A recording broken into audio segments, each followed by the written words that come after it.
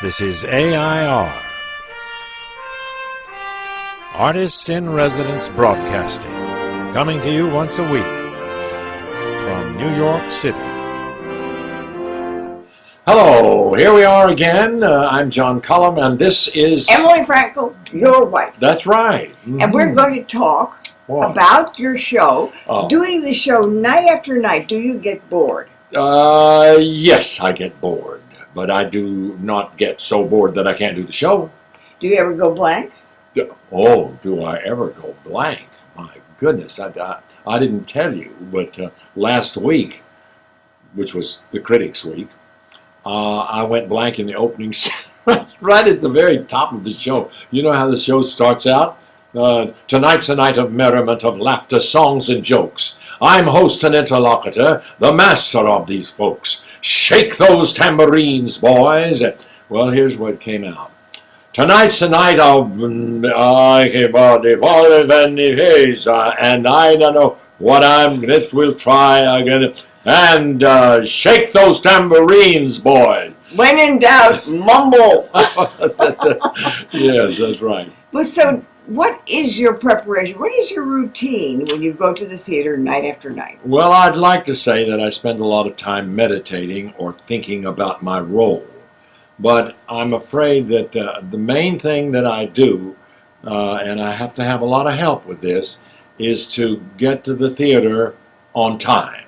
Oh, that's my routine. Yes, and not only on time, but with properly prepared, which usually takes me 2 or 3 false exits, as Emily does the following routine. I say, do you have your keys? Yes, I've got my keys. Do you have your glasses? No, let me go. I go get some extra glasses, because it takes 2 pair of glasses for me to read on the subject. Now, do you have your cell phone?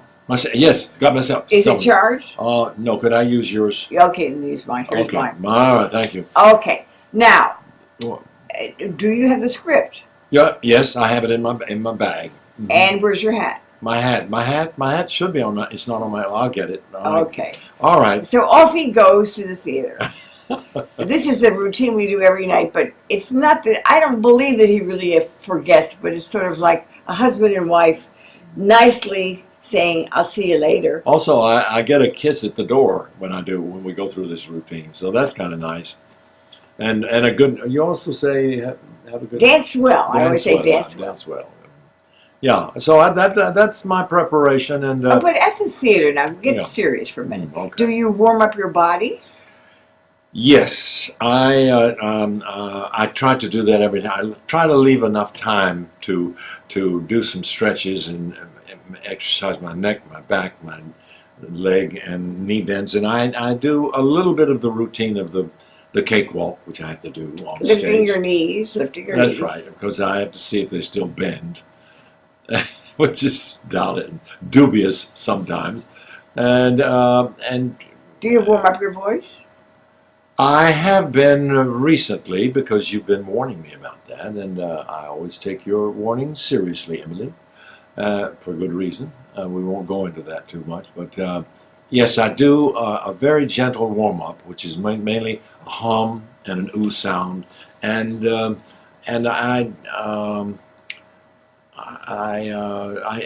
I read through.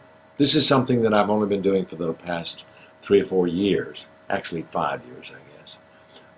I have a script that I type up for myself, which is my actors' sides. They do not have any of the lines of the other actors on it, just my lines, and I go through it in order to refresh my mind and to put me in the mood.